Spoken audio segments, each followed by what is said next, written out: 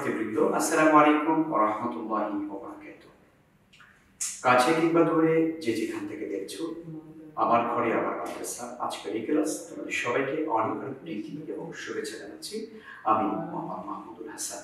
সুপ্রিয় শিক্ষার্থী বন্ধুরা, আজকে তোমাদের সপ্তম শ্রেণীর আমাদের বন্ধুদের জন্য আমরা আরবি দ্বিতীয় পত্রের সপ্তম পাঠ থেকে আজকে আমরা উপস্থাপন করব। আর বিষয়টি হচ্ছে ফেলে নাহি, পরিচয় ও রূপান্তর। এই দুটো বিষয় এখান থেকে আমরা আলোচনা করব। তো আমরা ইতিমধ্যে লিখেছি এখানে তোমাদের জন্য আজকে যে পাঠটি হয়েছে সেটা হচ্ছে ফিআলুন নাহি তারিফুহু ওয়া তাসরিফাতুহু। আমরা এই শব্দটি একটু বিশ্লেষণ আগে করে নিই। ফিআলুন নাহি, ফেল শব্দ হচ্ছে ক্রিয়া, আমরা জানি ক্রিয়া বা কাজ বলতে আমরা যেটাকে বুঝি। আর নাহি শব্দ হচ্ছে মানে নিষেধমূলক বা যে কাজটা নেতিবাচক, না বোধক, না সূচক। কেমন আমরা তো যে কোনো কাজ করি, কোনো কাজ আছে ইতিবাচক, হা বোধক, আর কোনো কাজ আছে না বোধক। যেমন আমি বললাম তুমি এই কাজটি করো, এটি হচ্ছে হা বোধক। আবার যদি বলি তুমি এই কাজটি করো না, তাহলে এটি না বোধক। কেমন তুমি এই ফলটি খাও, এটি হা বোধক, ইতিবাচক। আর বললাম যে তুমি এই ফলটি খেও, এটি না বোধক। তাহলে বাক্য দু রকমের আছে। আমরা আজকে মূলত সেকেন্ড যে ধরনটি রয়েছে অর্থাৎ না বোধক বা না সূচক, সেই বিষয়টি না সূচক ক্রিয়া। আমাদের আজকে মূল পাঠ হচ্ছে না সূচক ক্রিয়া। এখন সেটার পরিচয় কি এবং তার তাসরিফাত মানে রূপান্তর, এই দুটো বিষয় নিয়ে আমরা আজকে তোমাদের সঙ্গে আলাপ করব।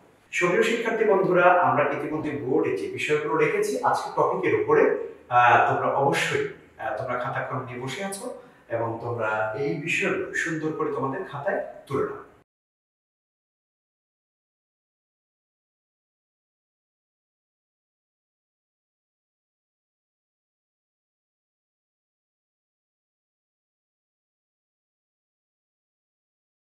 সুপ্রিয় শিক্ষার্থী বন্ধুরা, ইতিমধ্যে তোমরা লেখাগুলো ধরে ফেলেছো আলহামদুলিল্লাহ। আমরা তাহলে এবার বিস্তারিত আলোচনা করে যাচ্ছি।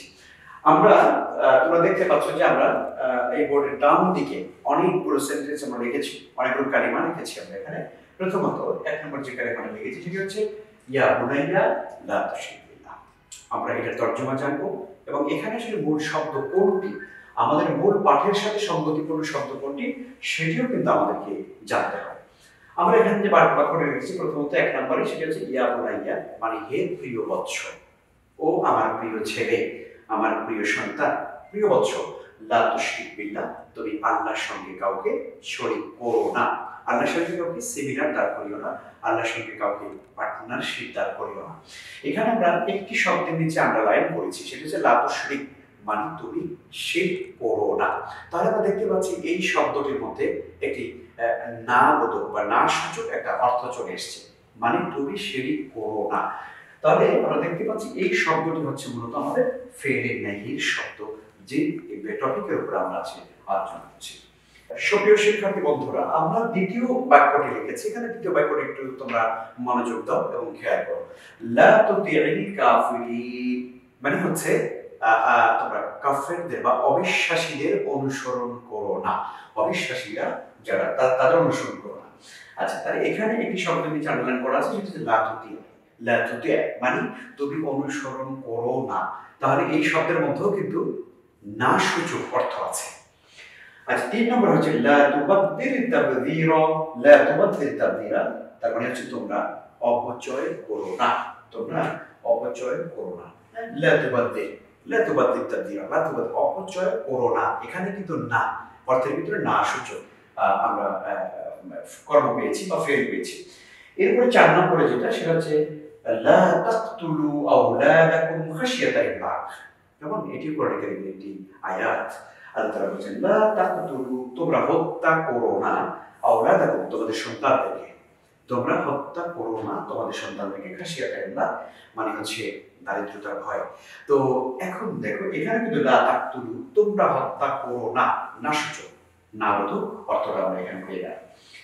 পাঁচ নম্বর যে বাক্যটা এখানে আমরা লিখেছি কুলু ওয়াশরাবু। আল্লাহ বলছেন কুলু তোমরা খাও, ওয়াশরাবু তোমরা পান করো, ওয়ালা তুসরিফু কিন্তু তোমরা অপচয় করো না।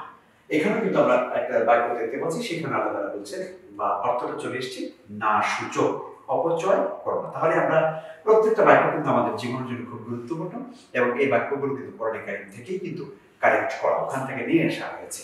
একদিকে যেমন আমরা এই মূল টপিকের উপরে শব্দগুলো শিখছি, অন্যদিকে প্রত্যেকটা বাক্যের ভেতরে কিন্তু আমাদের জন্য অনেক গুরুত্বপূর্ণ মেসেজ ইনফরমেশন রয়েছে যেগুলো আমাদের জীবনকে আরো সুন্দর করতে পারে এবং আমাদের জীবনকে আরো নৈতিকতায় আলোয় আলোকিত করতে পারে। তো সেই কারণে আমরা এই শব্দগুলোর দিকে ভালো করে মনে রাখবো। তাহলে প্রথমে আমরা লা শরীক করো না, অংশীদার সাব্যস্ত করো না, একটা শব্দ পেলাম। লা তোকে তোমরা অনুসরণ করো না, এখানেও না পাওয়া গিয়েছে। 3 নম্বর হচ্ছে লা তুবাদ্দিল, অপচয় করো না, সেটাও পেলাম। লা তাকতুলু, তোমরা হত্যা করো না। এরপর হচ্ছে ওয়ালা তুসরিফু, তোমরা অপচয় করো না।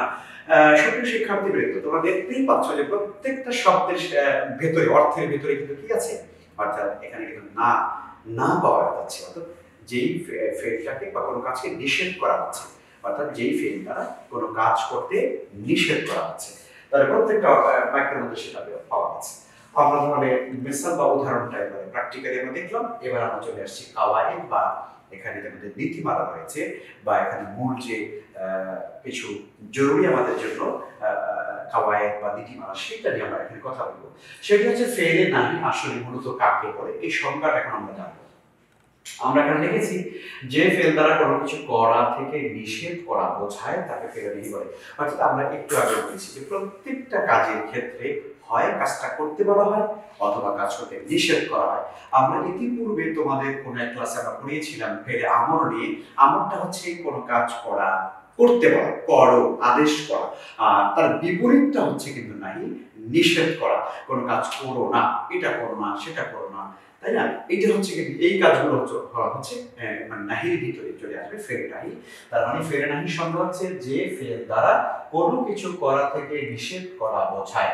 তাহলে যে ফেল মানে যে ক্রিয়া দ্বারা, যে ফেল মানে যে ক্রিয়া দ্বারা কোনো কিছু করা থেকে নিষেধ করা, অর্থাৎ তুমি এটা করো না, তুমি অপচয় করো না, কেমন, তুমি শরীক করো না, তুমি অনুসরণ করো না, তুমি বসো না, মানে দাঁড়িয়ে থেকো না, এই যে কথাগুলো বলা হয় না না না, এগুলি হচ্ছে ফেলে নাহি। আর যেখানে বলা হবে করো, এটা করো, ওটা করো, আদেশ করা হচ্ছে, সেগুলোকে বলা হয় ফেলে আমর, যেটা আমরা ইতিপূর্বে আমরা আলোচনা করেছি।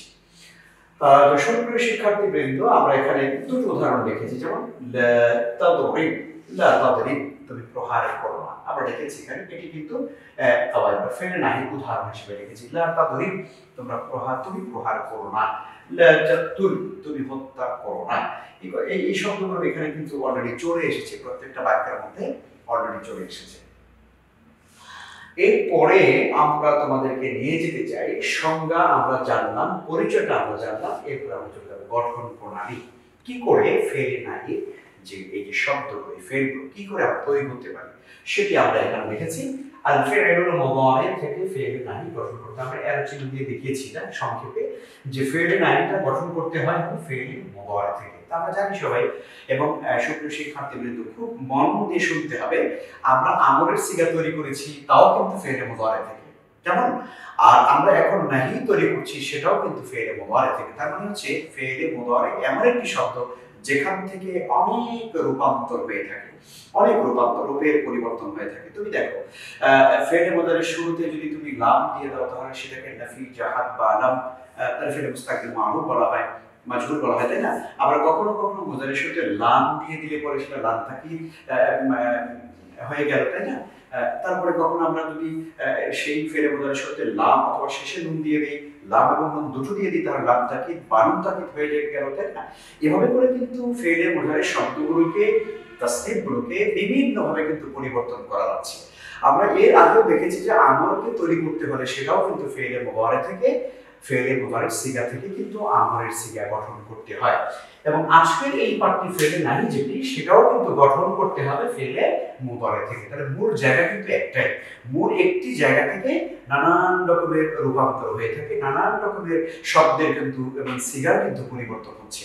আচ্ছা, এবার তাহলে আমাদের মূল বিষয়টি জানতে হবে যে ফেলে মুদারি থেকে আমরা কিভাবে ফেলে নাহি গঠন করতে পারি, সেই বিষয়টা আমাদেরকে জানতে হবে।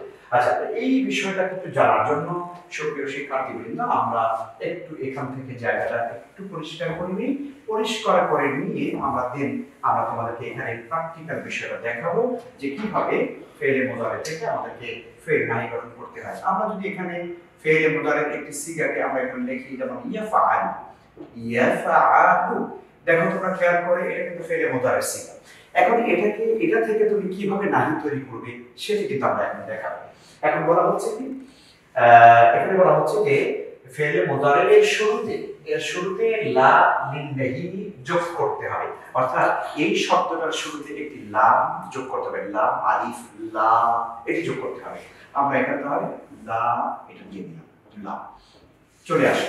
আচ্ছা, এবারে তাহলে কি হয়ে গেল? লা ইয়াফআলু হয়ে গেল, তাই না? এখন এটা কি নাহি হয়ে গেল? না, হয়নি, আরো কিছু কার্যক্রম আছে সেটা আমরা দেখাবো। এখন বলা হচ্ছে যে 5টি সিগায় জজম দিতে হয় যদি শেষে হরফ ইল্লাত না হয়। আচ্ছা, এখন যদি শেষে হরফ ইল্লাত না হবে তাহলে সেখানে কি দিতে হবে? জজম দিতে হবে, তারপর সাকিন করে দিতে হবে। আচ্ছা, তাহলে আমরা এখন ইয়াফআলু এর যে লামটা আছে, লামটা তো নিশ্চয়ই হরফ ইল্লাত নয়, কারণ আমরা জানি প্রত্যেকে হরফ ইল্লাত হচ্ছে সুনির্ধারিত, এবং সেটা হচ্ছে 3টি ওয়াও আলিফ ইয়া, ওয়াও আলিফ ইয়া, এই 3টি হরফ ইল্লাত। এখন এই 3টি হরফ ইল্লাত এখানে নেই, আমরা জানি, তাহলে এখানে কি করতে হবে?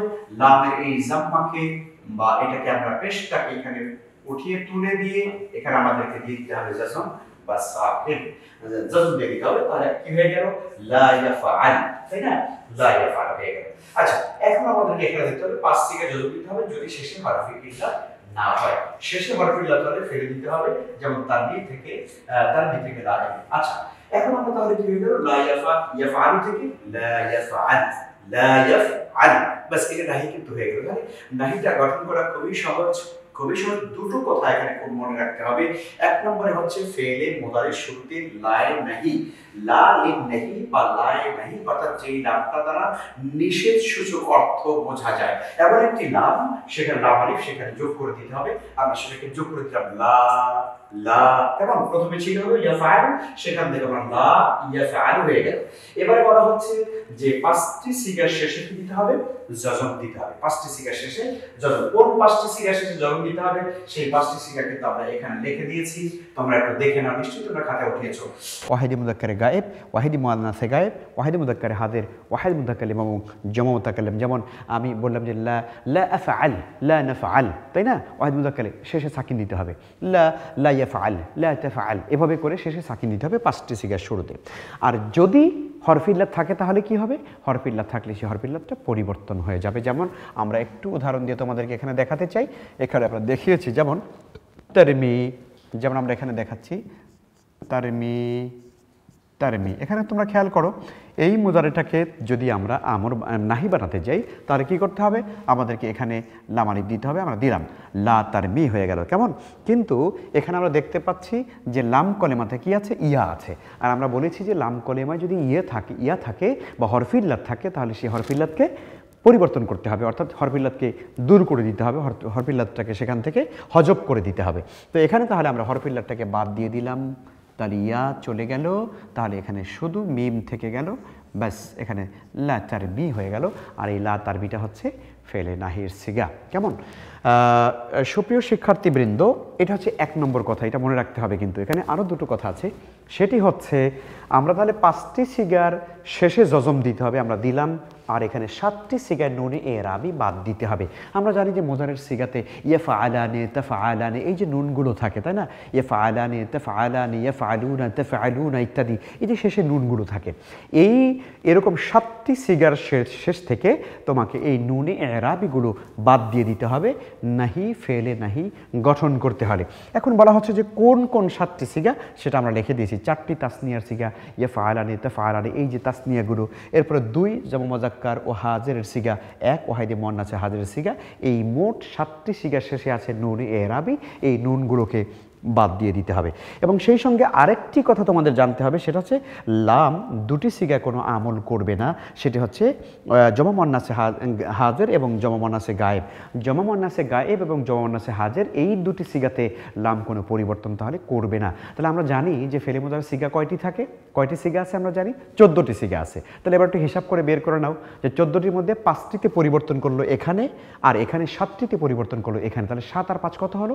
7 5 12, আর এখানে 2টো আছে 14। দুটোর মধ্যে কোনো পরিবর্তন করে না। এই হলো সর্বমোট 15টি, এই 14টি সিগা। তার মানে হচ্ছে, আমি আবারও বলছি, এখানে 5, এখানে আছে 7, 7 5 কত হয়? 12, আর এখানে আছে 2, এই 12 আর 2 14, এই হলো 14টি সিগা। তাহলে দুটো সিগার মধ্যে কোনো পরিবর্তন করবে না, খুব মনে রাখতে হবে।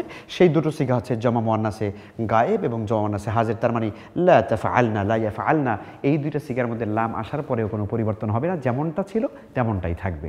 সুপ্রিয় শিক্ষার্থীবৃন্দ, আমরা মূলত এখানে আজকের এই পাঠে যে বিষয়টি তোমাদেরকে দেখাবার চেষ্টা করেছি বা যেই টপিকটি নিয়ে আমরা কথা বলেছি, মূল সামারি কথা হচ্ছে আজকের ফেলে নাহি, তার তারিফ এবং তার তাসরিফ। কেমন?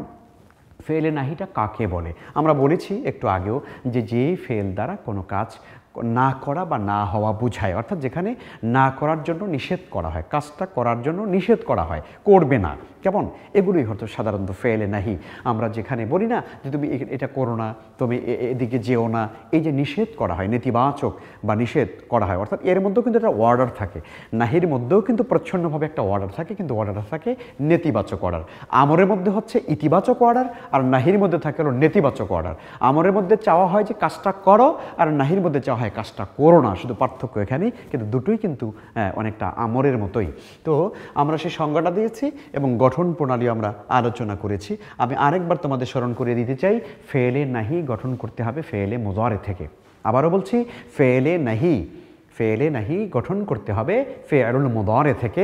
আর আমরা জানি ফেলে মুদারের যে সিগা সেটা আমরা জানি, ইয়াফালু ধরে নিই একটা, সেখান থেকে আমরা গঠন করব। তো কিভাবে গঠন করতে হবে? শুরুতে একটা লা আন্নাহি, লা আন্নাহি যোগ করে দিতে হবে।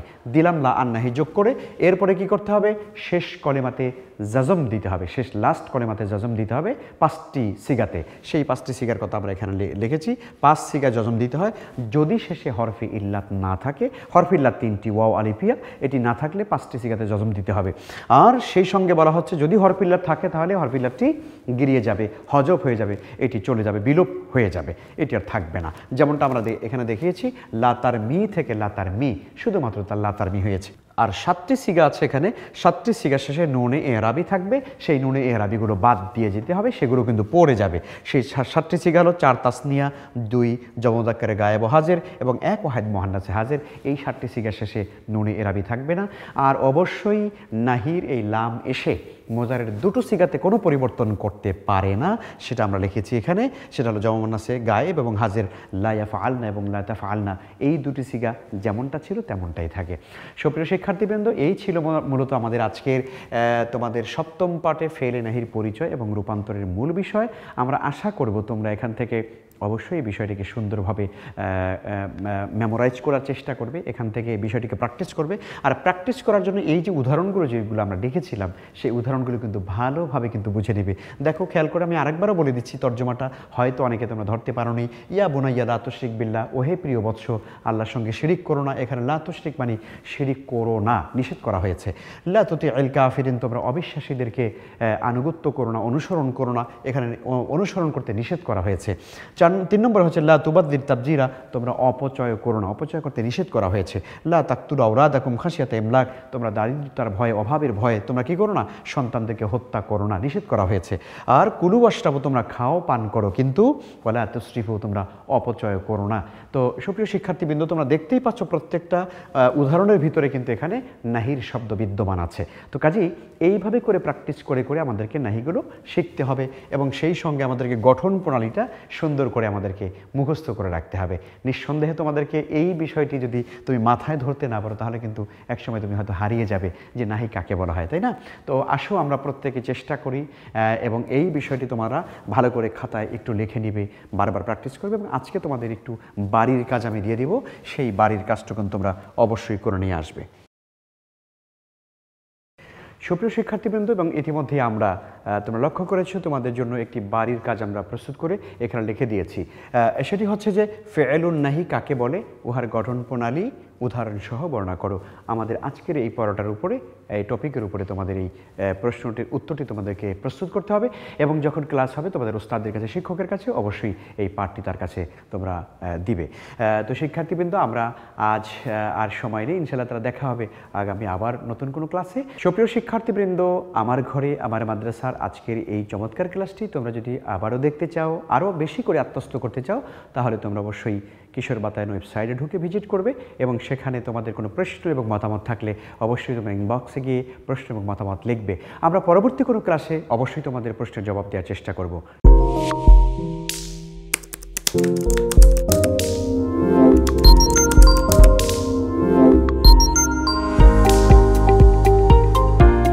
তোমাদের প্রত্যেকে আবারও ধন্যবাদ জানিয়ে আজকের মতো বিদায় নিচ্ছি। দেখা হবে ইনশাআল্লাহ তাআলা আগামী ক্লাসে। আল্লাহ হাফেজ। আসসালামু আলাইকুম ওয়া রাহমাতুল্লাহি ওয়া বারাকাতুহু।